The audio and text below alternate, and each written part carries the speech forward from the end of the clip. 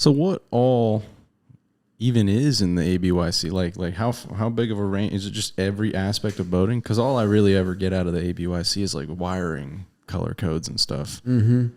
Yeah, I think most of it's pretty common sense. You know, I mean, once you kind of deal with so many boats, you kind of get, you know, used to the different standards of how boats are made, and everybody kind of adheres to these same standards, so they become kind of common practice and knowledge.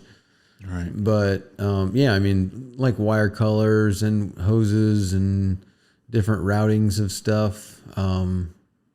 Those are the main things that people have to deal with. Like you said, the wire colors. I mean, that's the big one. Yeah. For me. Yep. Just because it definitely makes it easier when diagnosing things. Mm-hmm. You know, you're not trying to chase down a wire, whereas instead you could just look and, oh, you know, the blue wire is remote for the amp, or the pink wire is the fuel sender wire. Mm-hmm. You know, you don't have to trace a wire.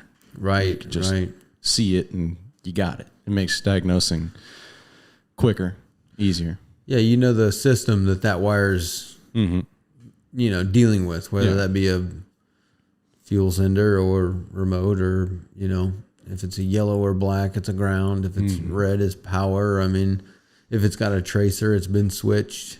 You know, if it's a pump, it's like brown for the most part. Bilge pumps, live wells, they're mostly brown, aren't they?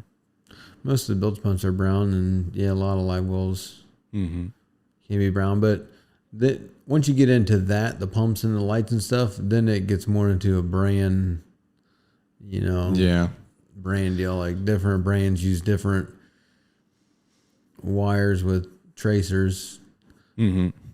So, and a lot of brands now are building their own harnesses, like, you know, Boston Whaler and some of these other companies that they actually make harnesses to go from the front to the back. Because it's a production line boat, they'll, you know, have the harnesses built. They'll build the boat in a section, and, you know, this section will get this harness put in there with a big plug on the end of it, you know, little Deutsch connector or whatever, a 14 pin round or 20 pin or whatever it is. Right. And that'll be in there. So when they assemble the boat, this section comes in with this section, and boom, they got, you know, this harness got wired up in the dash, and then this section was wired through the boat over here. So when they put the two together, they just click it together, and boom, and everything's wired up already.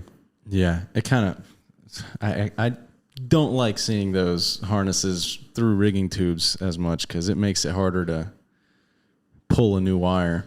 You know, not every boat is courteous enough. Not every person who's worked on a boat is courteous enough to leave a string or a rope in the rigging tube. So, you know, having to run a snake in there, or even trying to modify that harness, is just not fun when you could just pull a wire right through, you know. Yeah. Like normal.